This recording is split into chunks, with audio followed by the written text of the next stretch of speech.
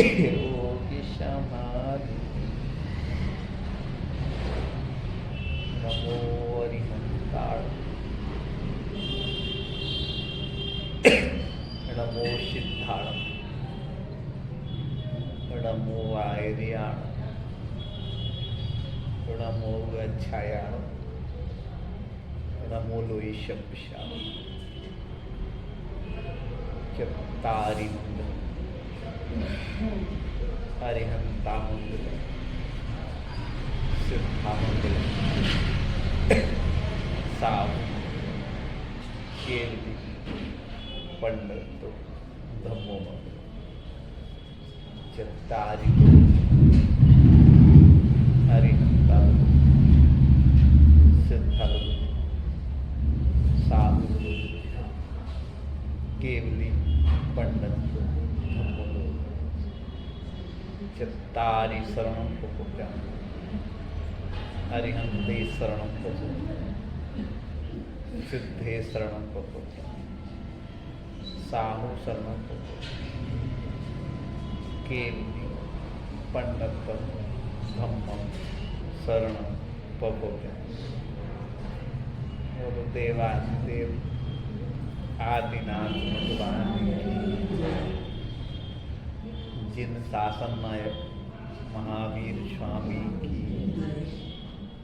आचार्य गुरु विद्यासागर जी महामुनिराज शुल्लक जी महाराज समस्त आचार्य काफ़ी समय से ऐसा लग रहा था कि 2 बार 3 बार ऐसा दिमाग में आया कि नगर में कोई भी साधु हो उसकी जयकार अपन को इसलिए भी बोलना चाहिए क्योंकि संयम और ग्रह त्याग ये बहुत कठिन तपस्या है। इसलिए भी कठिन तपस्या है कि शब्दों का ज्ञान तो हम कितने ही कर लें, लेकिन कोई एक आसन करने की कहे, उपवास करने की कहे, रसी से भोजन करने की कहे, या आप लोग तो मैं से कम लोग होंगे जो चिटाई लेते होंगे कहीं ना कहीं इस प्रतिकूल वातावरण में। इतनी सारी सुख सुविधाएं हैं शरीर की, ऐसी प्रतिकूलता में यदि हमारे अंदर भाव भी बनते हैं उस तरफ, तो भाव बनने से पहले हमारे अंदर बहुमान आएगा तब भाव बनेंगे। कल हमने कहा था अरिहंत की शरण में जाना सिद्ध की शरण में, लेकिन साधु की शरण में जाना तभी संभव है जब उसका हमें बहुमान आएगा, वरना ऐसे शरीर से तो कई बार हम चले जाएंगे।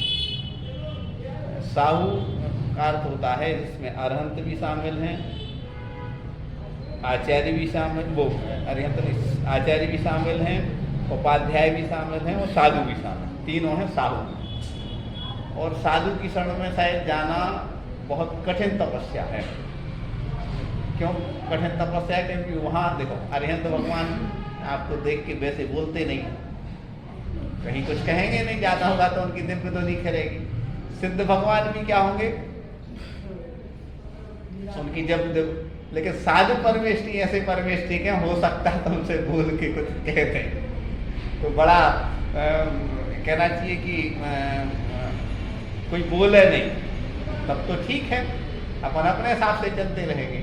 लेकिन साधु के सामने तो ऐसा रहेगा कि यदि आप थोड़ी सी गलती करोगे और उनके अंदर करुणा बहुत उभर आई आपको देख करके, आपके प्रति करुणा आएगी, तो उस करुणा भाव से वो आपसे कुछ कह देंगे। हो सकता है कि उसमें कठोर शब्द भी रहें, आपको लगे वो कठोर हैं, क्योंकि उनके अंदर एक करुणा जो ऐसी झलकी है। एक आई पंक्ति के आई है, जे त्रिभुवन में जीव अनंत सुख चाहे दुख वैबल ताते दुखहारी सुखकार कहे सीख गुरु करुणा। करुणा का भाव आता है तो कई बार आप लोगों के अंदर भी ऐसा विचार आता होगा कि भैया हम रहो नहीं जा, देखो नहीं जा, मोड़ा यदि ऐसी चले, बहू ऐसी चले तो हमें तो रखे आओगे। क्यों के आती है? क्योंकि उनके प्रति आपकी बहुत हृदय से अटैचमेंट है, उनका हित चाहते हो, इसलिए हित चाहने वाले तो कहते रात सुबह 9 बजे कोई सो के उठे तो पड़ोस वाले अंकल या आंटी कुछ नहीं कहेंगे, वो तो मजा लेंगे कि अच्छा इनकी बिटिया भी 9 बजे उठा था, 9 बजे ठीक है, बहुत अच्छा, हमारी बिटिया तो 8 बजे उठ गया। वो मम्मी को टेंशन होगा, पापा ही को टेंशन होगा, तो कहेगा कौन? इससे तुम्हारा आत्मीयता होगी, स्नेह होगा, अपनत्व होगा, कोई कहेगा ना। तो कहने वाला व्यक्ति आपसे आत्मीयता होगी। हमें तो कई बार डर लगता है, हम पहली बार आपसे कह रहे हैं, हमें अपने आप से सबसे ज्यादा डर लगता है, क्योंकि सुख में सबसे ज्यादा व्यक्ति गाफिल होता है, सुख में सबसे ज्यादा गाफिल होता है। और आप देखना कि जब सुख में आदमी रहता है तो अपने वजूद को भी कई बार भूल जाता है, वजूद जानते, अपने अस्तित्व को भूल जाता है और सुख में बह जाता है। इस समय कौन होना चाहिए? अपने ऊपर किसी का अंकुश होना चाहिए।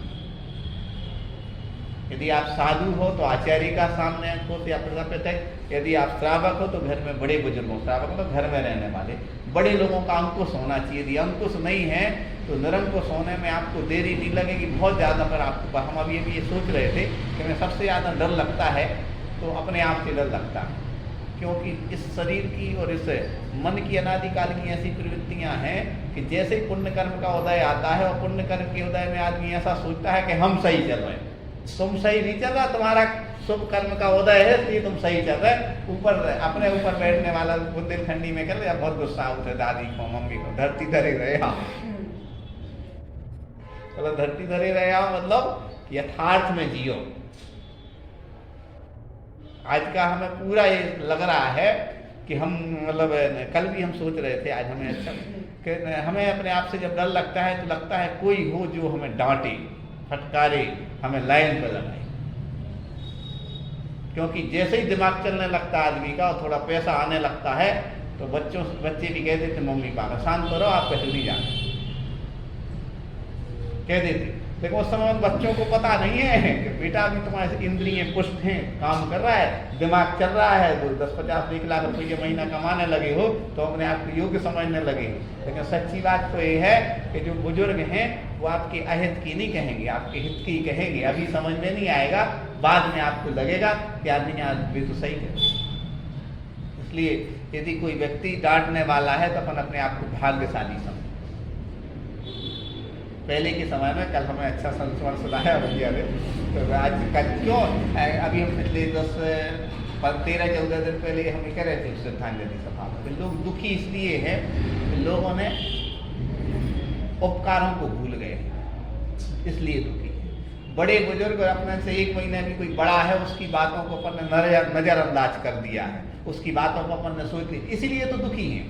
जैसे अपन कोई गाड़ी चला रहा, ये धीमी चलेगी, अरे हम चाह तो टोक देते, अरे भैया उन्हें पता है कि 1 लाख या 10 लाख की गाड़ी हमें महत्वपूर्ण नहीं है, तो अनमोल हो भैया, कभी दुनिया दुर्घटना नहीं हो जाएगा, क्योंकि उनका अनुभव है भैया इतनी ठंड में आ रहे, ऐसा नहीं आ रहे, ऐसा करना चाहिए। क्यों भाई तुम टूकते ही नहीं रहे, तो नहीं जीवन का अनुभव है।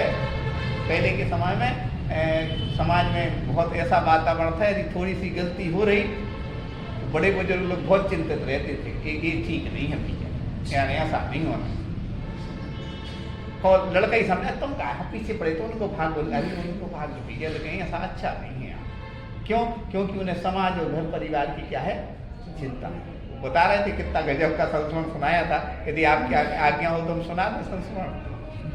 हम कोई की कल हम ऐसे खड़े थे तो हाँ हमारी आदत है, हम यहाँ बोलते इसमें कुछ बोलते तो हजारों लोग सुन लें, उसका कोई काट नहीं हो, यदि किसी के पास ही पहुँच जाए। क्योंकि एक शब्द भी आदमी चूका ना तो उसमें बोलना तो बहुत आसान, लेकिन ऐसा बोलना चाहिए इस जिनवाणी की गद्दी पे आकर के कि हर एक व्यक्ति को उससे समाधान मिले। ऐसा नहीं बोलना चाहिए कि हम कसाय से अच्छी कोई बात सुना जाए।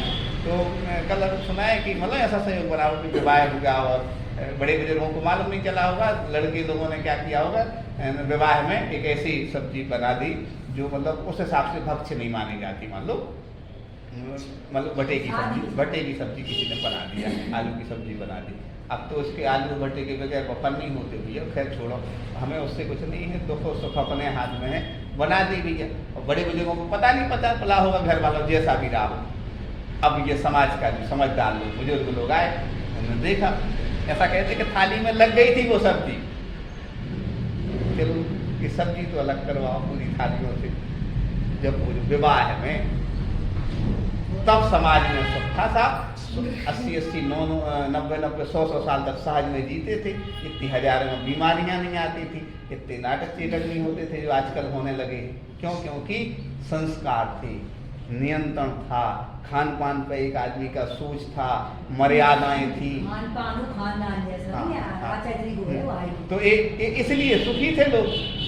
पहले के समय में एक व्यक्ति कमाता था, पूरा घर चलता था। अब पूरे घर के कमा रहा है। क्यों? क्योंकि सरलता नहीं बची साहब, सरलता नहीं बची, इसलिए लोग दुखी। हम हमेशा लोगों से कहते हैं आकर्षण क्यों चीज में, देखो जिन जिन चीजों का लोगों को आकर्षण बढ़ा है उसके बारे में कोई ने बताया ही नहीं कि ये गलत है।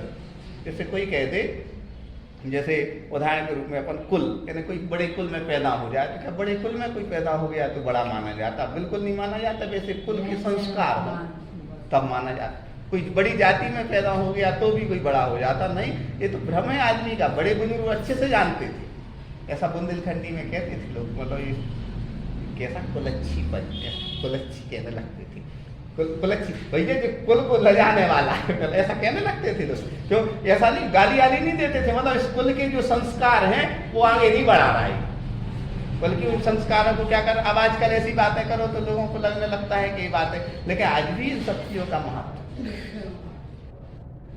आगे धीरे धीरे करके अपन देखें। अपन को कई बार ज्ञान का भी, हमें भी कई बार लगने लगता है कि ज्ञान का मद कब हो जाए पता नहीं चलता। लेकिन ज्ञान का मद भी इतना ज़्यादा दुखी करता, आदमी को इतना ज़्यादा दुखी करता है कि उसकी मतलब एक उदाहरण आता है कि शब्दों का ज्ञान तो कितना ही हो जाए अपन, यदि आप संतुष्ट नहीं हो, विशुद्ध नहीं हो, तो आपका शब्दों का ज्ञान भी हैरानी का है। तो हमने सबसे पहले अपने आप को कह दिया कि यदि हमें ये मान के चले कि हमें थोड़ा सा ज्ञान है। एक बार क्या हुआ, बीना इटावा मंदिर, नाभिनंदन मंदिर, सन 2000 में माता जी का चतुर्मास हो रहा था, 20 साल हो गए। तो उनने कहा कि ये अच्छा बोल के जानता है, इससे प्रवचन कराना। तो समाज से उन्होंने श्रीफल चढ़वा दिया। पथरिया के पंडित जी आए हैं और वो सत्यप्रिय जी प्रवचन करेंगे। तो अब जैसे इतनी बड़ी सभा में कोई श्रीफल दे और फिर पूरे संचालक ने कहा कि हमारे लिए 2 शब्द मार्गदर्शन करेंगे समाज का। नहीं हुआ, हम बोलने गए, हम पूरी सभा उस समय हमने कह दिया कि भाई हमें आता तो ऐसा कुछ नहीं है, लेकिन कुछ पुस्तकों से पढ़ के, कुछ अनुभव लेकर के कुछ बोलेंगे। तो सबको अच्छा लगा कि हमने विनम्रता।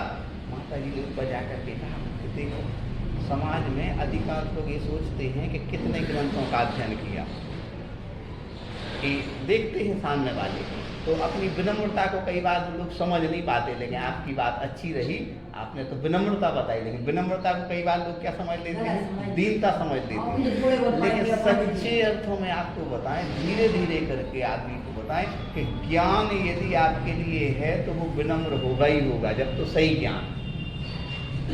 जितने विद्वान मिलेंगे ओरिजिनल विद्वान, हम आपको उनकी विनम्रता देख के लगता है कि आप तो विनम्रता, आपके लिए जितना ज्ञान हो गया है वो विनम्र रहोगे, आप विनम्र रहोगे, इतने विनम्र रहोगे, इतने विनम्र रहोगे कि आप बिल्कुल ऐसे लोग समझ ही नहीं पाएंगे। जितने बड़े व्यक्ति, हजारों की भीड़ में भी लोग सोचेंगे चस्ते सीधे साथ वे ही थे वो कब समझ में आता है, जब अपन को उस ज्ञान का क्या नहीं रहता है, अहम नहीं रहता, और वही ज्ञान फिर वही चारित्र में आता है। जैसे पंडित जगन मोहन लाल जी, बहुत बड़ी बड़ी हस्तियां हुई हैं, पंडित पन्ना लाल जी साहब जी ऐसे ज्ञानी थे।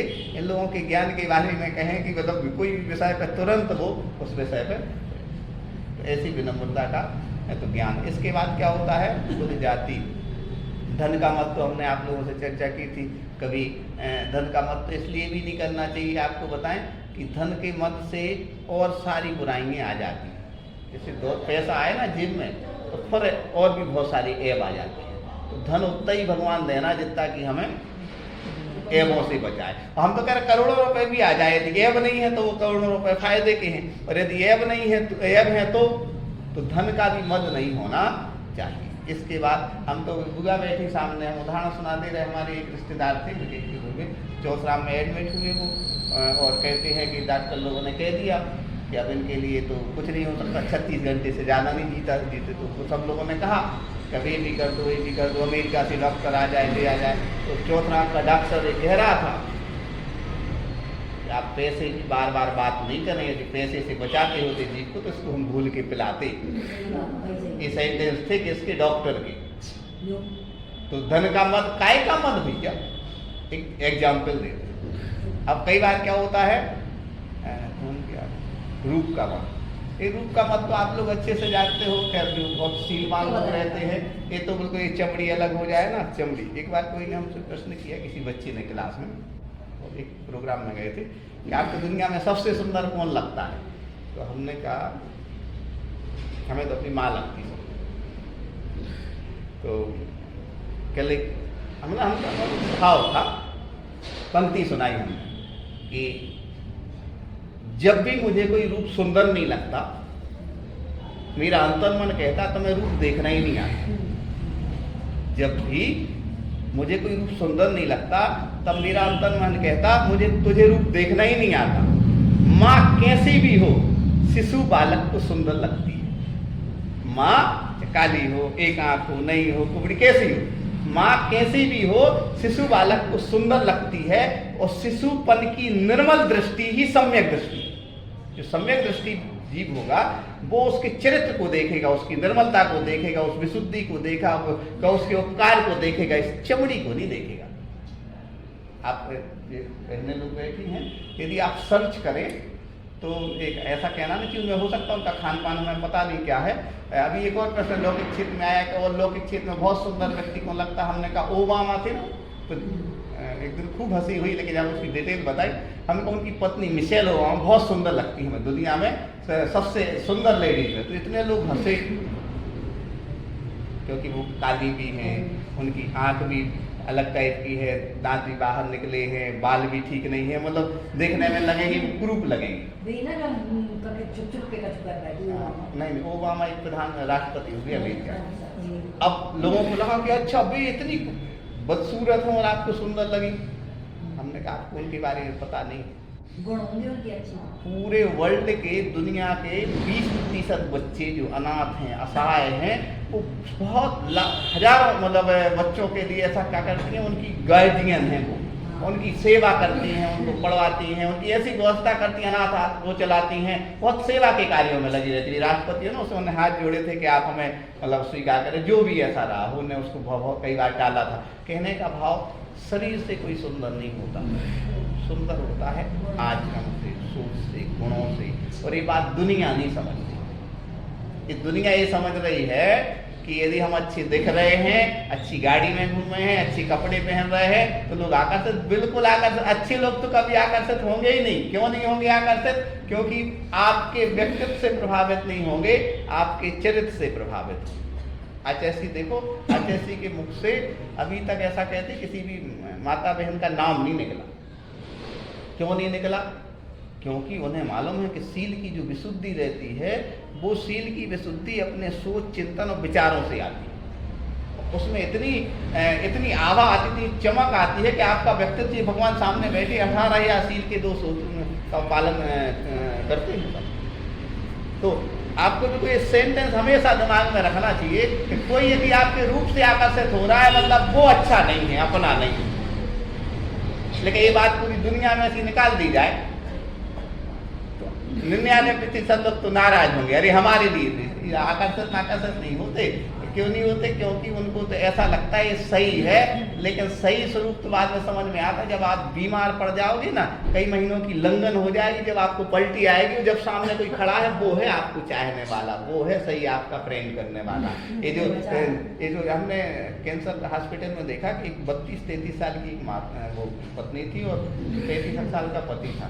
भैया उसको कैंसर हो गया पत्नी को, और उनके बाल निकल गए, पूरे सी कुरूप लगने लगी। इतनी सेवा करे हो, हम तो अब फोटो नहीं है उसके लिए, पति सेवा करे अपनी पत्नी की। हम शादी हुई थी मुश्किल से 6 महीने हो गई थी, तो देख रहे थे कि ये कहलाता है प्रेम। प्रेम हमेशा सच्ची आत्मीयता का होता है। उस आत्मीयता का ऐसा प्रेम होता है, बस इसको सुना करके वाणी प्रोग्राम देंगे। बासव दत्ता, सत्य घटना है। बासव बहुत देखने में सुंदर थे और दत्ता उनसे भी ज्यादा सुंदर थे। तो क्या होगा, जब 2 सुंदर लोग देखे तो सब लोग कहते हैं कि इन लोगों का जीवन अच्छा, जैसे क्षमासा का मराई की और जड़मती माता। आपको सुन के आश्चर्य लगेगा, इनके गृहस्थ जीवन के जो माता पिता थे, वो पटना वाले, क्या नाम है, गुलाबचंद जी पटना वाले, उनके जीवन से इन्हें निर्णय कर लिया था कि आपकी बिटिया धर्मात्मा है और हमारा बेटा धर्मात्मा है। तो इन लोगों का क्या गृहस्थ जीवन प्रवेश करा, गृहस्थ जीवन का सोच लिया था उन दोनों का, लेकिन उन लोगों का और पवित्र मार्ग होना होगा तो वो द्रौपदी माता जी बन गई है, वो समासा गई। कहेंगे तो यहाँ का पर ऐसे लोगों ने सोचा कि बासा और दत्ता दोनों बहुत आकर्षित हैं, बहुत अच्छे हैं, लेकिन जो बासव थे वो आध्यात्मिक थे। तो दत्ता ने एक दो बार कहा कि पूरी दुनिया के लोग हमारे पीछे हैं, आप भर में देखते ही नहीं हो, कहले हम आपको बहुत चाहते हैं लेकिन हम आपकी इस चमड़ी को नहीं चाहते, तो सारी की दुनिया के लोग आपकी चमड़ी को चाहते।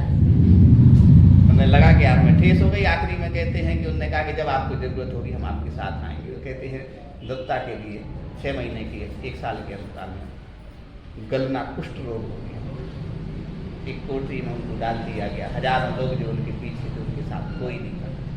वो कहते हैं जब बासव को मालूम चला तब वो वहाँ से आए दौड़े दौड़े। उसकी माँ ने भी कहा कहाँ जा रहे हो, लड़की की माँ ने, सब लेके वो गए, मवाद हो गई है तो मवाद कुरी से वो निकाल रहे हैं, बहुत कष्ट में थी और जिसने उसने आंखें खोली, उसने कहा देख हमने कहा था जब आप आपकी आत्मा से प्रेम करते हैं, आत्मा से जो प्रेम होता है प्रेम कहलाता है, जो शरीर से प्रेम होता है वो मोह कहलाता है। फैले प्रेम परस्पर जग में मोह दूर ही रहा करे। ये बहुत विशुद्धि के साथ इस बात को चारों की शरण में जाएंगे, साधु की शरण में अपन अपने आप को भूल के जाए। जब साधु की शरण में जाएंगे वो शरीर स्नान भी नहीं करते, स्नान फिर भी उनकी चमक, उनका तेज, अकेले शरीर का नहीं, वो शरीर पीछे कुछ कितना ही कुछ भी लगा है लेकिन उनमें इतनी विशुद्धि होती कि उसमें भी यदि ऐसी है कि हजारों औषधियों का क्या रहता है। बोलो महावीर भगवान। ये बड़ी बड़ी बातें करना आसान, लेकिन कई मथो तो उसका प्रयोग भी हो जाता है, और प्रयोग हो जाता बड़ा सुख है, फिर सबसे सच्ची आत्मीयता रहेगी, फिर ऐसा लगेगा कि इस जीव का कल्याण हो जाए। आपको बहुत चिंता रहती, कल फोन आया था भैया का 7:55 पे, भैया आप पहुंच जाओ। ये आत्मीयता कहलाती है, परस्पर विरोधी वाला। पहुंचना आइए आइए, अरे हो गया पर्याप्त। सुनने का सुख अलग है, लेकिन अच्छा व्यक्ति कोई आप सुनाते हैं तो हमें भी तो मिलना चाहिए वो सुख।